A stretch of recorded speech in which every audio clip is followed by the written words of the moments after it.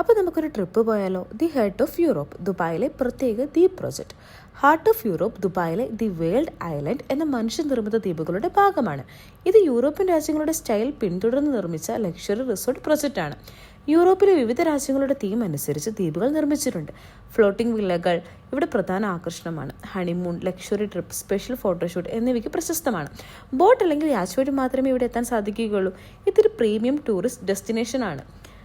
അപ്പോൾ ഞങ്ങൾ പോകാൻ പോകുന്നത് വോക്കോ മൊണോക്കോ ദുബായ് വേൾഡ് ഐലൻഡ് ഒരു എക്സ്ക്ലൂസീവ് അഡൾട്ട്സ് ഒള്ളി റിസോർട്ടിലേക്കാണ്. അതായത് മുതിർന്നവർക്ക് മാത്രം വേണ്ടിയുള്ള ഒരു ആഡംബര സ്ഥലം.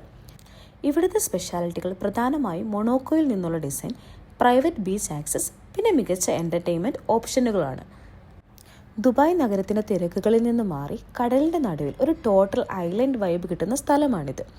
നേരത്തെ പറഞ്ഞ പോലെ ഇവിടെ 18 വയസ്സിന് മുകളിലുള്ളവർക്കാണ് എൻട്രി ഉള്ളത്. കാരണം ഇതൊരു അഡൾട്ട്സ് ഒള്ളി ലക്ഷറി ഐലൻഡാണ്. ഇവിടെ ഫ്ലോട്ടിംഗ് വില്ലാസും ഡീപ്പ് വാട്ടർ ഏരിയാസും ഉള്ളത് കൊണ്ട് സേഫ്റ്റി ഒരു കാരണമാകും. അതുപോലെ തന്നെ കപ്പിൾസിന് private and peaceful atmosphere maintain ചെയ്യാനാണ് ഈ റൂള്.